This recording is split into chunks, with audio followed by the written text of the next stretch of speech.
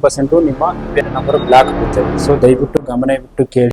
ಸ್ನೇಹಿತರೆ, ಯಾರೆಲ್ಲ P F ಹೊಂದಿರೋ ಅವರು ನೋಡ್ಲೇಬೇಕಾದಂತ ಇದೊಂದು ವಿಡಿಯೋ. ಯಾಕಂತ ಪಿ ಎಫ್ ಆಫೀಸ್ ಕಡೆಯಿಂದ ಬಂದಿರೋದಂತ ಒಂದು ಮೆಸೇಜ್ ಏನಂತಂದ್ರೆ, ಯಾರೆಲ್ಲ ಪಿ ಎಫ್ ಅನ್ನು ಬಂದಿದ್ದಾರೋ ಅವರು ಕಂಪಲ್ಸರಿ ಈ ನಾಮಿನೇಷನ್ ಮಾಡ್ಕೋಬೇಕು. ಇಲ್ಲ ಅಂತಂದ್ರೆ ನಿಮ್ಮ ಅಕೌಂಟ್ ಅನ್ನ ನಿಷ್ಕ್ರಿಯಗೊಳಿಸುತ್ತೆ, ಅಂದ್ರೆ ಬ್ಲಾಕ್ ಆಗೋ ಚಾನ್ಸಸ್ ಇದೆ.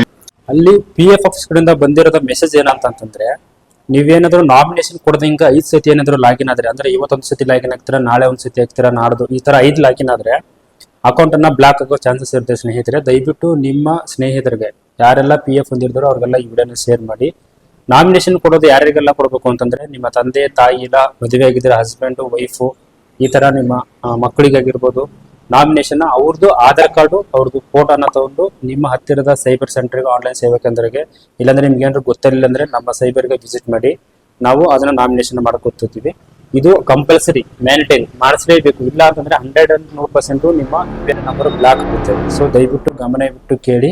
ಯಾರಿಗೆಲ್ಲ ನಾಮಿನೇಷನ್ ಕೊಡ್ತೀರೋ ಅವ್ರದ್ದು ಆಧಾರ್ ಕಾರ್ಡು, ಅವ್ರದ್ದೊಂದು ಫೋಟೋ ತಂದು ನಿಮ್ಮ ಯುಎನ್ಎ ಫೋಟೋದಲ್ಲಿ ಅದನ್ನ ಸಬ್ಮಿಟ್ ಅನ್ನ ಮಾಡಿ. ನಿಮ್ಮ ಬ್ಯಾಂಕ್ ಅಕೌಂಟ್ ಮಾಡಿಸ್ಬೇಕು ಅಂತಂದ್ರೆ ಅಲ್ಲಿ ನಾಮಿನೇಷನ್ ಕಂಪಲ್ಸರಿ ಕೇಳ್ತದೆ. ಇನ್ಸೂರೆನ್ಸ್ ಮಾಡಿಸ್ಬೇಕು ಅಂದ್ರೆ ನಾಮಿನೇಷನ್ ಕಂಪಲ್ಸರಿ ಕೇಳ್ತಾರೆ.